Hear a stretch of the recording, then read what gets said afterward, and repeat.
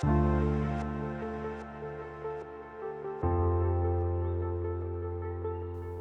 y a 2 semaines, nous avons parlé de sotériologie, autrement dit de la doctrine du salut. Comment bien voir, bien comprendre le thème du salut dans la Bible, aux yeux de Dieu, nous aider à parler de ce thème, à penser à propos de ce thème et à agir en conséquence vis-à-vis du salut que Dieu veut envers les êtres humains perdus et pécheurs que nous sommes. Et aujourd'hui, nous allons voir ce thème du salut de manière très concrète, relié au thème de ce que l'on appelle le réveil, et cela à l'aide de notre invité Benjamin Egan. Bienvenue à Pasteur en formation.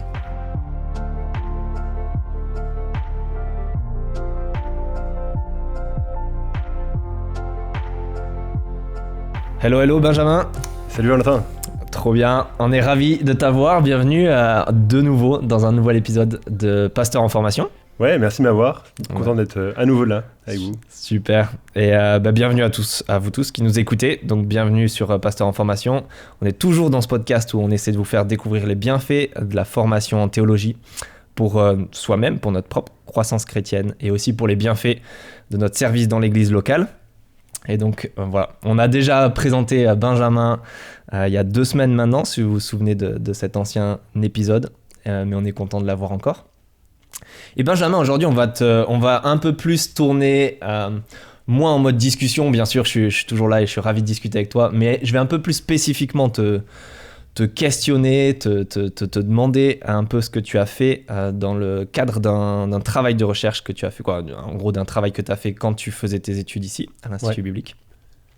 Super. Et donc, tu as fait un travail de recherche sur le thème du réveil. C'est ça ? C'est ça. Alors le titre académique qui en jette plein les yeux, c'était « Éclairage définitionnel sur le réveil par une analyse de 3 modèles ». Oh wow. Voilà. Ouais. On pourrait faire un podcast à expliquer ce titre, mais en gros c'est juste pour étudier qu'est-ce que le réveil et comment, qu'est-ce qu'on devrait avoir en tête quand on parle de réveil, en analysant 3 définitions du réveil, 3 personnes qui ont écrit sur le réveil. Super, merci. Ça donne un petit peu un exemple plus concret, ce qu'on essaie à chaque fois de faire, si vous avez vu ça dans notre podcast. On parle de manière générale de choses qu'on étudie ici à l'Institut biblique, ou en théologie de manière générale, un domaine de ce qu'on croit dans la foi chrétienne et qu'on peut étudier. Mais voilà, plus spécifiquement, des fois, on prend un sujet un peu précis. Donc là, ça tourne autour du réveil, si on ne redéfinit pas le titre de ton travail. Mais donc, pourquoi est-ce que tu étais intéressé par ce sujet ? Pourquoi tu as décidé d'étudier le réveil ? Ouais, c'est un sujet qui attire assez naturellement. Le réveil, on rêve tous de voir des masses se convertir à Christ, de voir l'évangile progresser, et surtout dans un monde où être chrétien, on est vraiment en contre-courant et c'est la minorité. On rêve de voir ça être renversé. Et on lit l'histoire de l'Église dans le passé, on voit des moments où il semble avoir eu des œuvres remarquables de la part de Dieu, et on veut revivre ça. Et donc naturellement, le réveil, c'est un sujet qui attire, qui intéresse. Et du coup, je voulais faire un travail de recherche là-dessus, mais je me suis rendu compte qu'on en parle beaucoup, mais on ne prend pas le temps de définir ce que c'est. Et on a peu de gens qui prennent le temps vraiment de dire, mais voilà ce qu'est le réveil. On se demande parfois la question, est-ce qu'on devrait rechercher un réveil ou pas ? Et c'est une question légitime, mais au final, mon travail que j'ai fait pour l'IBB, ça revenait en arrière de dire, mais avant tout, qu'est-ce qu'on parle quand on parle d'un réveil ? Et ce qui n'est pas évident avec ce sujet-là, c'est que souvent, on se base sur l'histoire. Voilà ce qui s'est passé pour définir ce qu'est un réveil. On se base sur l'expérience pour définir ce que c'est. Plutôt que d'aller dans la Bible et de dire qu'est-ce qu'on devrait avoir en tête quand on parle de ça. Et en même temps, on doit reconnaître que la Bible n'a pas beaucoup de données sur ce sujet-là, sur le mot réveil en lui-même. Donc tout ça, c'était un sujet qui me disait, j'ai envie de prendre le temps de creuser ça et apporter un éclairage définitionnel, comme le titre l'indiquait. Voilà. Magnifique, maintenant on comprend mieux le titre. Non, mais c'est vrai que c'est super utile ce que tu dis, dans le sens où on aurait, même là, on aurait envie de te questionner, toi qui as fait un travail un peu dessus, on a envie de te questionner sur des exemples pratiques et te dire qu'est-ce que t'en penses, ou des choses qui nous entourent, qui nous ont entourés dans le passé. Mais c'est chouette, on va un peu se frustrer. C'est pas se frustrer, mais c'est faire 2 pas en arrière, comme tu disais, pour savoir qu'est-ce que ça veut dire, comment le définir. C'est ça. Et ce qui est plus facile, je trouve, quand on parle du réveil, c'est plus facile de dire ce que ça n'est pas. Et c'est ça, dans un sens, mon travail, et même ce qu'on va voir dans ce podcast en partie, de dire, voilà ce que ça n'est pas, ou voilà les définitions erronées du réveil. Parce que, un peu comme on l'avait vu la dernière fois dans le dernier podcast, on a une bonne théologie systématique ou des bons garde-fous pour cela. Et c'est plus difficile de dire, mais voilà ce que c'est, ou voilà ce qu'on devrait avoir en tête. Mais le fait de dire ce que ça n'est pas aide à comprendre un peu mieux ce que c'est, ou ce qu'on devrait avoir en tête quand on en parle. Ah, super, excellent. Et j'en profite, tu me contredis si t'es pas d'accord avec moi, mais un peu dans ce que tu disais, pour rebondir dessus, ça montre à quel point dans le domaine, pour ce sujet du réveil ou pour tout autre sujet dans la vie chrétienne, dans la foi, c'est utile de regarder l'expérience, et je pense de discerner, de se poser des questions à partir de l'expérience, mais de pas fonder notre théologie dessus. Mais en fait, l'expérience, on vient avoir du discernement pour savoir comment la regarder. Ouais. Et donc, en amont de l'expérience, il faut qu'on ait établi des bases solides d'après l'écriture, d'après ce que Dieu dit. Ouais. C'est ça qui nous permet de regarder l'expérience et de savoir quoi en dire, quoi en faire, etc. Mais toujours, de pas faire de l'expérience des vérités, des dogmes, mais de fonder notre théologie sur ce que Dieu dit dans l'écriture. Ouais. Mais ça nous permet de regarder l'expérience quand même et d'avoir du discernement. Oui, tout à fait. Ouais, super. Amen. Excellent. Donc, si on parle de réveil, qu'est-ce qu'on a en tête quand on entend le mot réveil? Parce que voilà, on a juste dit on va parler de ça. Qu'est-ce que c'est ce réveil? Qu'est-ce qu'on a en tête souvent et d'où est-ce que ça vient d'après toi?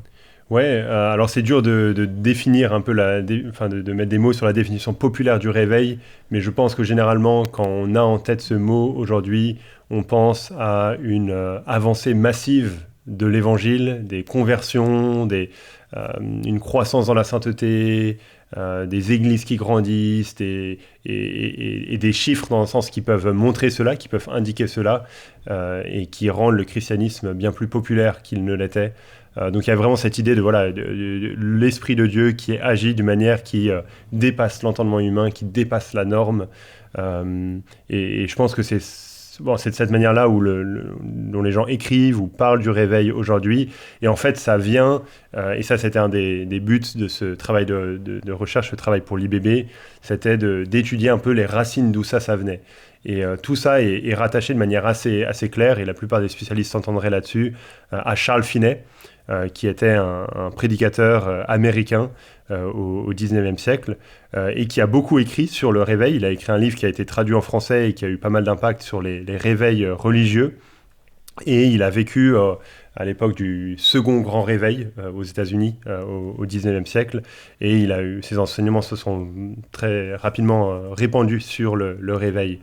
Et sa position à lui était, en fait, c'était vraiment ce que l'on voit aujourd'hui, mais avec des mots peut-être un peu plus de l'époque. C'est ce qu'on appelle le revivalisme. Il pensait que le réveil était vraiment la norme pour l'Église. L'Église devait toujours être en train de vivre un réveil. Parce que le réveil n'était pas une œuvre souveraine de la part de Dieu, que Dieu faisait, mais c'était des efforts que les êtres humains mettaient en place pour produire un réveil, pour produire une avancée particulière de l'Évangile. Il pensait que le réveil, c'était quelque chose à produire, comme il le dit, par l'emploi des moyens spécialement appropriés à ce but. Donc Dieu a donné des moyens dans l'Écriture, il a révélé des moyens que l'on peut mettre en œuvre, des mécanismes à activer qui vont faire venir un réveil. Et alors, il n'est pas toujours très clair sur ce à quoi va ressembler ce réveil, mais ça inclut certainement des conversions et pas mal d'autres choses dans la croissance dans la sainteté et les autres choses que je mentionnais avant. Et c'est un peu ça qu'on a en tête quand on parle de réveil. On parle d'un prédicateur de réveil, voilà, quelqu'un qui va venir nous prêcher le réveil et qui est tellement saint que sa venue va produire quelque chose dans nos églises, dans nos vies individuelles. Vraiment l'idée que c'est les mécanismes que l'être humain met en place qui vont pouvoir faire venir le réveil. Si seulement on était plus... si seulement on priait plus, si seulement on était plus saint, si seulement on luttait plus contre le péché, si seulement on secouait un peu plus les non-chrétiens, alors on verrait plus de conversions, alors l'évangile aurait une avancée beaucoup plus massive, alors toutes ces choses. Et donc c'est un peu, pour le caricaturer, un peu comme une machine où si on met les bonnes pièces, on obtiendrait le réveil à la fin. Et ça ressort assez clairement dans le livre Les réveils religieux de Charles Finney, et je pense que c'est aussi ce que l'on voit aujourd'hui autour de nous, dans la définition du réveil. Ok, merci. Ouais, ça aide à savoir un petit peu ce qu'on a derrière tout cet emploi du thème du réveil et ce mot du réveil. Du coup, tu as commencé à en parler un petit peu, mais je pense que c'était le but de ton travail aussi. Qu'est-ce que cette position de Finney ou populaire, qui est un peu ce qu'on a tous en arrière-plan, on va dire, qu'est-ce qu'elle montre sur la théologie systématique et la sotériologie? Donc, qu'est-ce que ça montre sur ce qu'on pense du salut? Et en quoi ça peut montrer des lacunes, ou certaines choses qui seraient problématiques? C'est une bonne question. Je pense que la raison pour laquelle Charles Finney avait ses positions et définissait le réveil de cette manière, c'était en raison de sa propre théologie à lui. Je pense qu'on doit réaliser que la théologie qu'on a, la compréhension de qui est Dieu et de comment il agit dans ce monde, va influencer notre définition du réveil. C'était vraiment le cas pour Finney. Et je pense si ce point de vue de Finney a tellement de popularité aujourd'hui dans le milieu évangélique, c'est en raison de lacunes dans le domaine de théologie systématique, en raison de garde-fous que l'on n'a pas. Et je pense qu'on voit ça dans le cas de Charles Finney, avec cette idée que les êtres humains devraient produire des conversions. Et que même on pourrait mettre en place un certain chiffre à atteindre, qu'on pourrait obtenir, et qu'on devrait prier pour ça et viser à atteindre ça, et qu'on pourrait le faire si on était suffisamment consacré, si on était suffisamment actif, etc. Je pense que non seulement ça montre une mauvaise compréhension du cœur humain, de la réalité du cœur humain. Si on en vient à dire cela, on doit reconnaître qu'on a laissé de côté la position biblique qui dit que l'être humain est totalement corrompu dans tous les aspects de son être. C'est pas que l'être humain est aussi mauvais qu'il pourrait être, mais c'est qu'il n'y a plus rien de bon dans l'être humain, c'est que tout est pourri en raison de la chute, de la corruption d'Adam qui a entraîné toute l'humanité à sa suite. Charles Finney rejetait cette position du péché originel, mais de manière plus large, il rejetait ce qu'on appelle la dépravation totale, ce que j'ai cité juste avant, le fait que l'être humain est totalement corrompu dans tous les aspects de son être, qu'il n'y a rien qui n'est pas atteint par la chute. Et donc l'être humain n'est pas juste en train de se noyer, et il a besoin d'être secouru, et il est en train de crier pour tendre la main pour qu'on le sauve, mais l'être humain est mort, noyé au fond de l'océan. Et il a besoin d'une résurrection.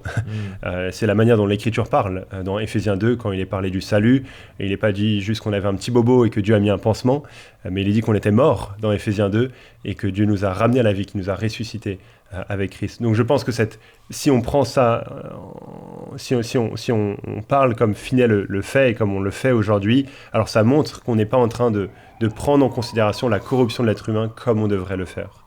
Un autre aspect, c'est de dire, mais dans ce cas qui est lié, la position de Charles Finney montre une mauvaise compréhension de la souveraineté de Dieu, qui on vient à renier la souveraineté de Dieu en plaçant tellement d'importance sur la responsabilité de l'homme, en disant que le réveil, c'est quelque chose que l'être humain peut produire. Fais ça, mets tout ça en place, t'appuies sur le bouton, hop, Dieu va donner sa bénédiction.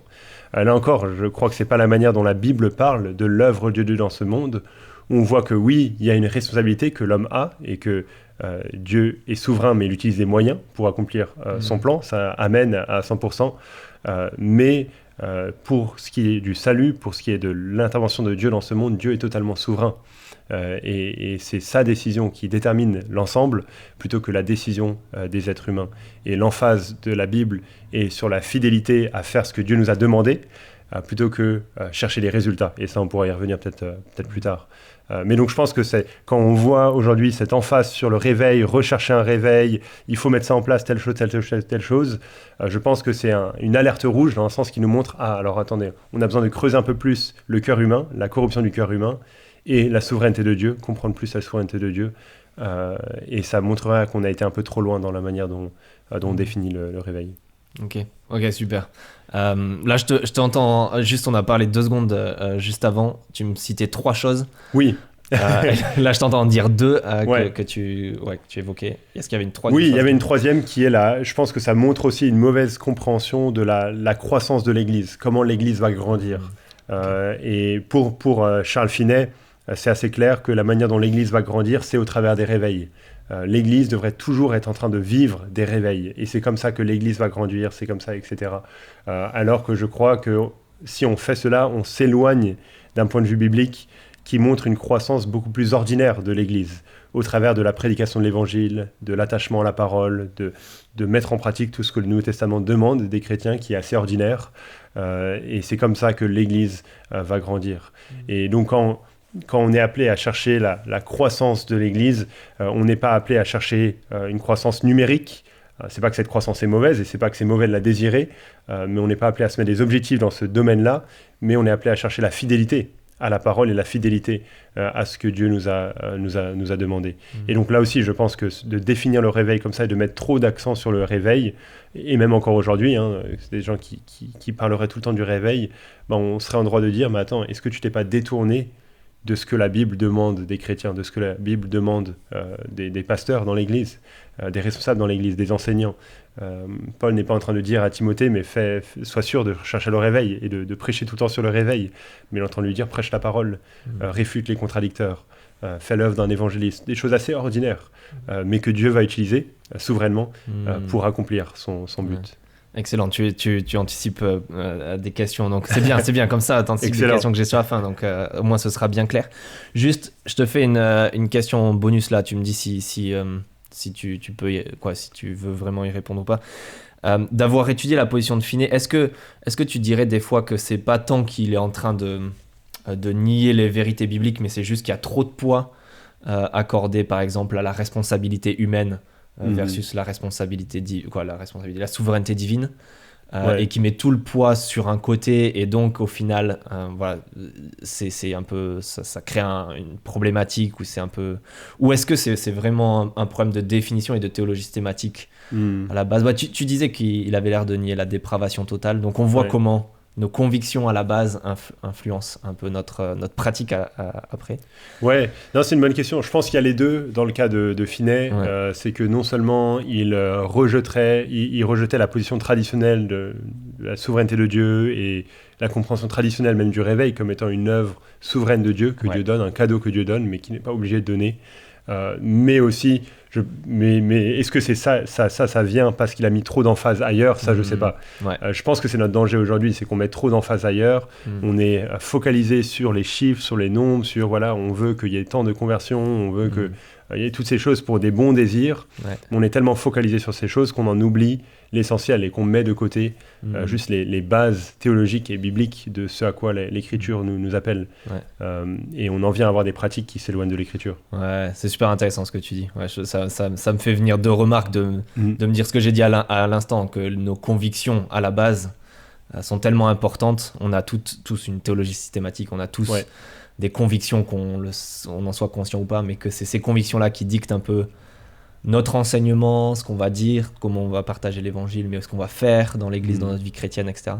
Mais aussi des fois de voir ce deuxième aspect-là, des fois plus vicieux ou pernicieux, on va dire, que c'est juste l'emphase dans la pratique, des fois qui est plus d'un côté, qui vient, je sais pas comment dire, des fois nos convictions peuvent être bonnes ou à peu près bonnes, on va dire, mais dans la pratique, on va mettre beaucoup plus d'emphase d'un côté, puis on glisse petit à petit avec une pratique qui est un tout petit peu c'est ça, un tout petit peu désorienté, qui est un peu voilà. Et un exemple de ça peut-être, et ça annule peut-être les questions, certaines questions suivantes, mais tu peux gérer ça en tant que souverain sur ce podcast. C'est un exemple de ça, c'est que par exemple on reconnaît bibliquement que on a la responsabilité d'annoncer l'évangile, de prêcher l'évangile, et que le fait d'annoncer l'évangile, de prêcher l'évangile, inclut un appel à la repentance, d'appeler les gens à se repentir et à se tourner vers Christ. Amen, merci Seigneur, on a raison de voir ça. Mais je pense qu'une emphase trop grande là-dessus nous amène aujourd'hui à tomber dans des pratiques qui nous font renier des convictions dans d'autres domaines.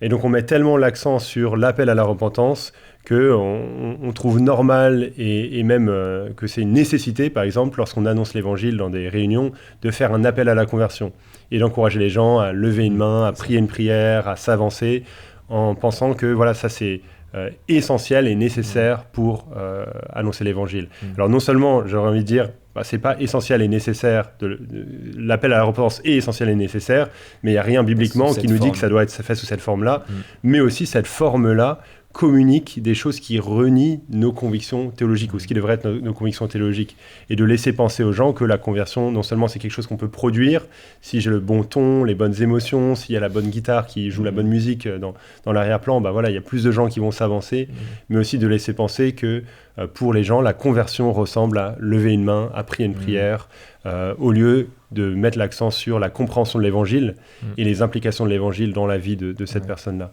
Et donc là, on en vient à renier ce qui devrait être nos convictions théologiques par rapport à ce qu'est la conversion même. Ah, c'est un super exemple, merci, de ce que j'essaie d'exprimer maladroitement. Non, c'est trop. Non, on en vient à croire en plus que c'est nous qui nous convertissons au lieu de Dieu qui nous convertit. Et je pense, du coup, en arrière-plan, on se dit qu'on peut toujours faire la marche arrière et peut-être même on a peur. On se dit, je peux autant me déconvertir que je me suis converti. Et du coup, on met l'assurance du salut sur la décision humaine, alors que l'Écriture ne nous appelle pas à reposer l'assurance de notre salut sur une décision humaine, mais sur l'œuvre de Christ, la croix. C'est ça qui fonde l'efficacité de notre salut et tout. Et donc là, on voit que la pratique a pris le dessus sur la théologie. Super, merci beaucoup. Donc, les 3 choses que tu résumais tout à l'heure pour raccrocher à ça, c'était la compréhension du cœur humain et ce qu'on appelle la dépravation totale. On est entièrement touché par la chute, complètement mort. Compréhension de la souveraineté de Dieu dans le salut, plutôt que en amont de la responsabilité humaine. Et tu disais aussi de comment fonctionne la croissance de l'Église. Excellent. Qu'est-ce que des convictions, donc comment, pour essayer de lier la gerbe de tout ce qu'on vient de parler, comment des convictions bibliques qu'on pourrait avoir sur le salut pourraient nous permettre de parler qu'est-ce que ça nous permet de dire sur une définition du réveil? Comment tu pourrais conclure sur ça, du coup? Ouais, c'est une bonne question. Pour ne pas être trop long, juste dans la réponse, que je consens qu'on doit bientôt arriver à la fin, un verset qui, je trouve, aide où je trouve c'est là qu'on peut arriver et mettre l'emphase dans 1 Corinthiens 3. C'est Paul qui parle de ce que lui a fait et de ce que Dieu a fait, de ce que lui, Apollos, ont fait et de ce que Dieu a fait. Il dit ceci dans 1 Corinthiens 3, verset 6. J'ai planté, Apollos a arrosé, mais Dieu a fait croître. Et ici, l'église de Corinthe est comparée à un champ.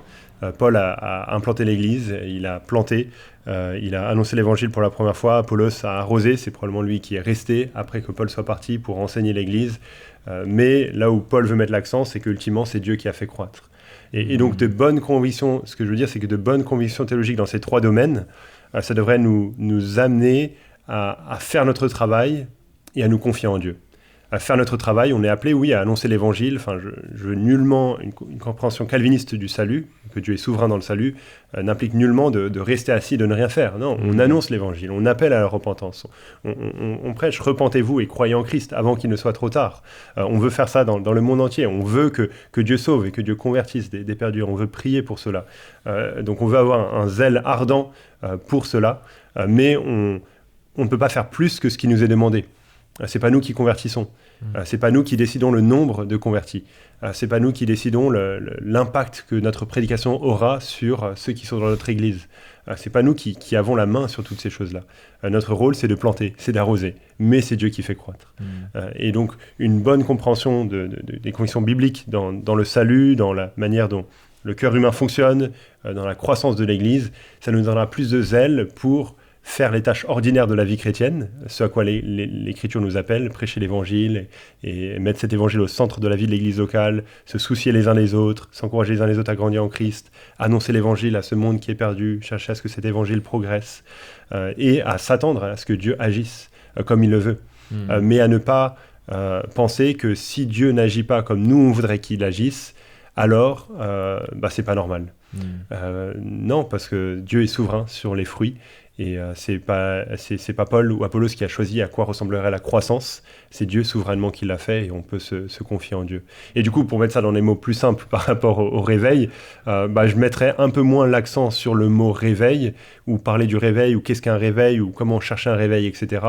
Mais plutôt de dire, en fait, on fait ce que Dieu nous demande, on fait notre job, et on s'attend à ce que Dieu agisse. Et parfois, Dieu agira de manière particulièrement intense, comme je le définis dans ce travail, de manière plus forte qu'il le fait d'habitude. C'est pas qu'il fera des choses qu'il ne fait pas d'habitude, il continuera à convertir les perdus et à nous faire grandir en sainteté, etc.